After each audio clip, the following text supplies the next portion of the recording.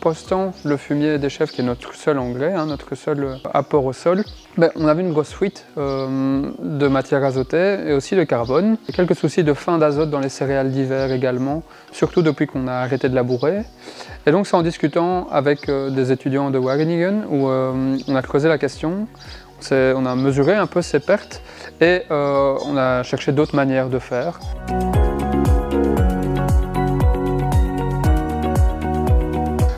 Au lieu de composter ce fumier, donc maintenant j'imbibe cette litière de lactosérum, le jus issu de la fabrication du fromage qui est pratiquement un déchet, juste avant de la sortir. C'est de bien la doucher, de l'imprégner et puis je la sors, je la stocke de la manière la plus compacte possible sur la fumière, donc une cour bétonnée avec une citerne qui récolte les jus. On évalue l'ordre de 2-3% de lactosérum, donc 2-3 mètres cubes par 100 tonnes de fumier, qu'on ajoute lors de la fabrication de ce bokashi. Et une fois qu'on a constitué le tas le plus compact possible, tout simplement on tire une bâche plastique dessus pour éviter que ça s'oxygène. Et donc c'est une fermentation anaérobique, plutôt à froid, on ne dépasse pas les 35, grand max 40 degrés.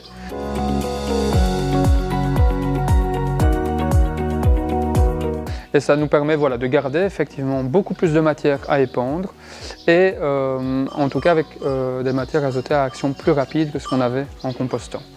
Déjà, en fait, tant qu'il est sous la bâche, il est protégé, il est stocké, il n'est pas lessivé par le vent, par la pluie, etc. On ne souille pas d'eau de pluie inutilement, contrairement au compostage. Et donc, tant qu'il est sous la bâche, le fumier attend le bon moment pour être répandu en fonction des besoins des cultures. On n'est plus bloqué par ce timing. Et donc ça, c'est vraiment un gros avantage pour nous. Et d'un point de vue environnemental, effectivement, il y a moins d'odeur, il y a moins de jus liquide.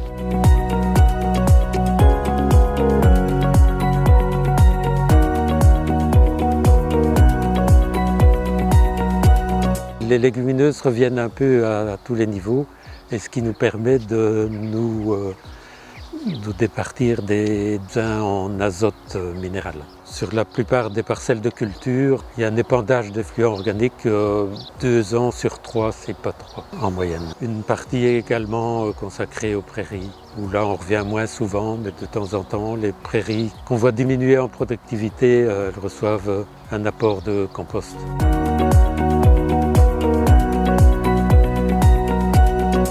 Oui, ça homogénise la matière, ça l'assainit au point de vue des mauvaises semences et éventuellement des germes de parasites qui pourraient s'y trouver. Et ça la rend plus facilement épandable, ça fait un épandage plus régulier.